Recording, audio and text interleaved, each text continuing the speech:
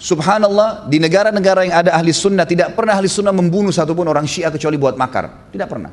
Di Saudi mereka kalau yang berfaham Syiah dikenal dengan Houthi, itu mereka masih punya warga negara. Di Indonesia selama mereka tidak buat makar, pernah ahli sunnah ganggu Syiah? Nggak pernah. Tapi pada saat mereka memimpin, ikhwan dan akhwat sekalian, lihat di Syria 230.000 jiwa ahli sunnah dibunuh karena pemahaman Yahudi dasarnya. Memerangi umat Islam memang. Gitu kan? Di Irak mereka membunuh 150.000 jiwa termasuk Saddam Hussein yang mereka anggap selama ini memerangi mereka. Irak sekarang itu negara keduanya Iran.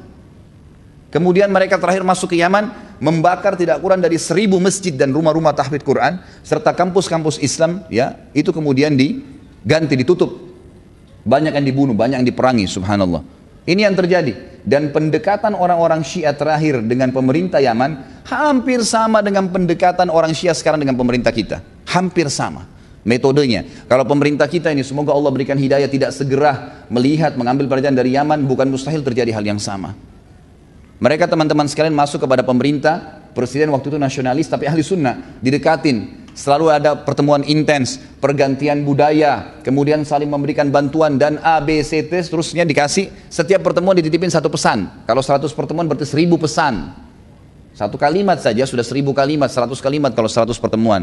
Yang dimasukkan adalah ahli sunnah itu, tapi dia tidak katakan ahli sunnah. Kalau ahli sunnah kan berarti ahli sunnah. Dibuat momok yang lebih serem atau seram dianggap perlu dijauhi, Wahabi.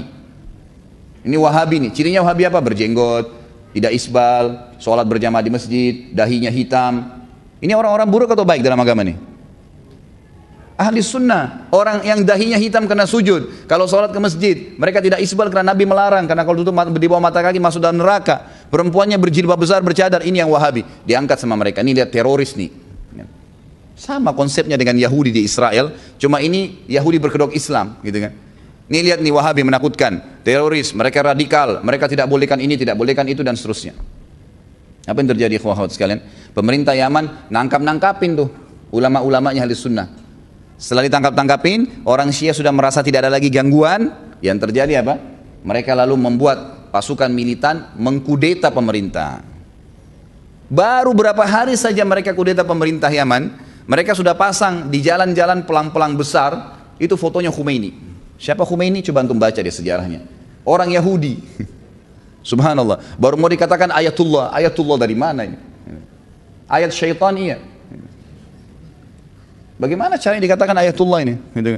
Mereka berani menyebutkan dalam bukunya innali a'immatuna. Saya baca dalam kitab Al-Kafinya.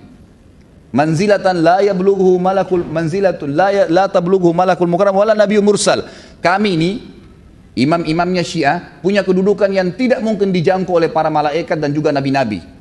Maksudnya kedudukan apa ini? Allah, kedudukan ketuhanan. Orang harus faham kalimat-kalimat yang luar biasa. Fitnah-fitnah terus ditanamkan di tengah-tengah umat. Ini berbahaya sekali. Mereka lakukan itu, lalu mereka mengeluarkan statement, nanti musim haji ini kami akan serang Mekah dan Madinah. Presiden Yaman tulis surat kepada negara-negara Turki di sekitarnya, 6 negara termasuk Saudi, Raja Salman, semoga Allah menjaga beliau. Coba bantu kami ini, diserang, gitu kan? Subhanallah, di hari-hari sekarang orang-orang Syiah di Indonesia harus disampaikan kepada kaum muslimin dan sampaikan kepada semua orang intens menemui presiden dan wapres kita, intens menemui mereka. Lalu kemudian tidak mungkin pertemuan tersebut tidak diberikan pemahaman, cekokan, bantuan dari Iran ini segala. Dan sekarang ini ada ratusan ribu jumlahnya orang-orang yang masuk pengungsi dari Iran. Kenapa harus mengungsi di Indonesia? Negaranya nggak apa-apa, gitu kan? Ngungsi dibiayai hidupnya. Bagaimana ini bisa? Saya tidak mengatakan pemerintah kita salah ya, sebab kita pasti ahli sunnah mendukung pemerintah. Yang salah kita ingatkan. Saya menganggap ini sebuah kekeliruan yang harus diingatkan. Itu mereka Syiah masuk, ya. Bahkan ada beberapa teman-teman yang heran. Mereka ini kalau secara fisik bukan kayak manusia biasa, kayak orang-orang yang sudah terlatih militer. Ngapain masuk ratusan ribu orang ke Indonesia? Bukankah sudah ada pelajaran di Yaman dulu? Bukankah MUI kita, bukan saya, MUI Indonesia yang sudah diakui dari seluruh ormas Islam mengatakan bahwasanya Syiah sesat? Bukankah ulama-ulama sudah mengingatkan? Gitu kan? Bukankah sudah ada pelajaran dari negara-negara sebelumnya? Maka itu yang terjadi. Sekarang di tengah-tengah umat mereka masuk menyerang umat Islam, gitu kan? Itu yang terjadi. Harus hati-hati nih. Sisipkan doa kita di situ. Dari sisi lain, saudara-saudara kita di Myanmar sekarang, di Burma, Rohingya yang kita tahu, luar biasa. Saya lihat gambarnya nggak masuk di akal saya, ikhwah.